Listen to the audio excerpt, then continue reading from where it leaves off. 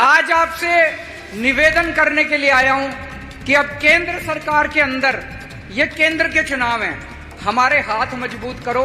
अभी लोकसभा में हमारे एक ही हमारा एमपी था, एक एमपी से कुछ नहीं होता।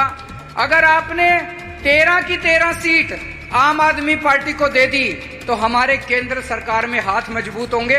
अभी यहाँ पे भाई साहब कह रहे थे कैंटोन बोर्ड के अंदर हमारा ये मसला है, हमारा ये मसला है। उसके लिए हमें केंद्र सरकार के साथ लड़ना पड़ेगा। केंद्र सरकार में हमें ताकत चाहिए। केंद्र सरकार, एक और भाई साहब कह रहे थे फिरोजपुर बॉर्डर वो है, हमें ये दिक्कतें आती हैं।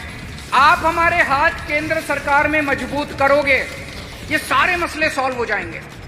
आप खुद सोचो, आपकी विधानसभा, आपने सरकार चुनी, विधानसभा में कानून पास होते हैं, गवर्नर आपके कानून लेके बैठ जाता है, फिर क्या फायदा हुआ? अगर आप हमारे 13 एमपी दोगे, गवर्नर की हिम्मत नहीं होगी आपके बिल रोकने की। ये 13 के 13 एमपी भूख हड़ताल पे बैठ जाएंगे गवर्नर के घर के बाहर। आपके 8,000 करोड़ रुपए सेंटर लेके बैठा है।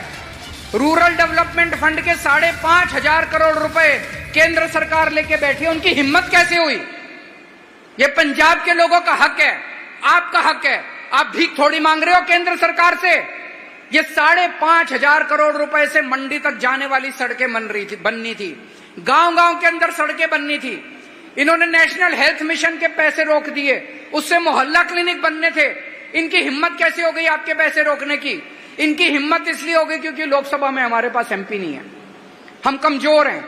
जब हम केंद्र के साथ बात करते हैं हम कमजोर हैं। हमारे हाथ मजबूत करो। आप हमारे हाथ मजबूत करोगे, ये 13 के 13 एमपी हमें दे दोगे, केंद्र सरकार की हिम्मत नहीं होगी पंजाब के मसलों के अंदर इंटरफेयर करने की। उसके बाद दोस्तों